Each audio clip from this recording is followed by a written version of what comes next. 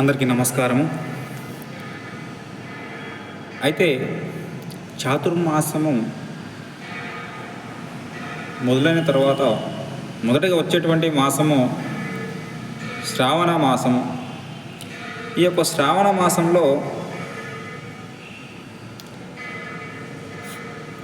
మానసిక స్థితిని బలహీనంగా ఉన్నవారు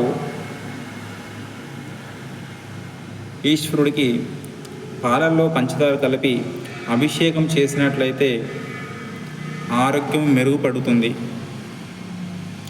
కోరిన కోరికలు నెరవేరుతాయి. అదేవిధంగా ఆర్థిక ఇబ్బందుల నుండి విముక్తి పొందడం ఎలా? మనకు ఈ శ్రావణ మాసంలో 5 సోమవారాలు వస్తున్నాయి. ఈ యొక్క 5 సోమవారాలలో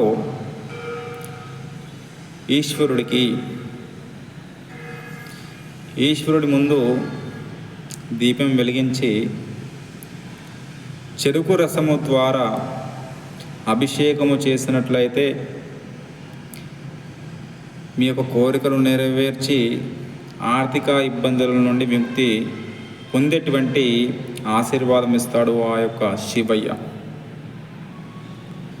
కాబట్టి భక్తి శ్రద్ధలతో ఈ యొక్క శ్రావణ మాసంలో ఈశ్వరుడికి పూజించాలి. అదేవిధంగా అప్పుల బాధల నుండి విముక్తి పొందడం ఎలా? ఈ యొక్క శ్రావణ మాసంలో 5 సోమవారాలు వస్తున్నాయి.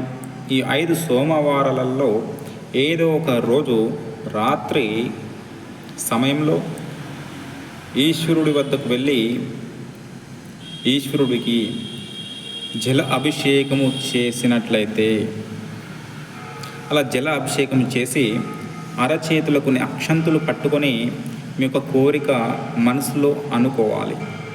అలా అనుకున్న తర్వాత ఆ యొక్క అక్షంతుల్ని గంగలో వేసేసేయాలి, అంటే నీటిలో పారవేయాలి. అలా చేసినట్లయితే మీ యొక్క కోరికలు నెరవేరుతాయి, మీ యొక్క అప్పుల నుండి విముక్తి పొందుతారు. చాలా చాలా శ్రేష్టమైనటువంటి మాసము ఈ యొక్క శ్రావణ మాసం కాబట్టి చాలా పవిత్రంగా ఉంటుంది.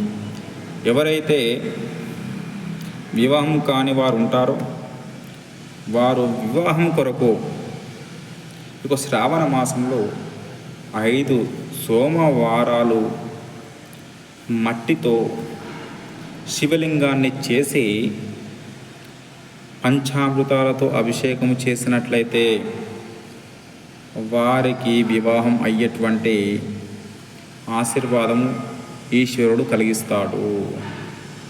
కాబట్టి వివాహం కాని వారు భక్తి శ్రద్ధలతో మట్టి లింగాన్ని చేసి అభిషేకాలు అలంకరణ చేసినట్లయితే మీ యొక్క కోరికలు నెరవేరుతాయి. సర్వే జనః సుఖినో భవంతు.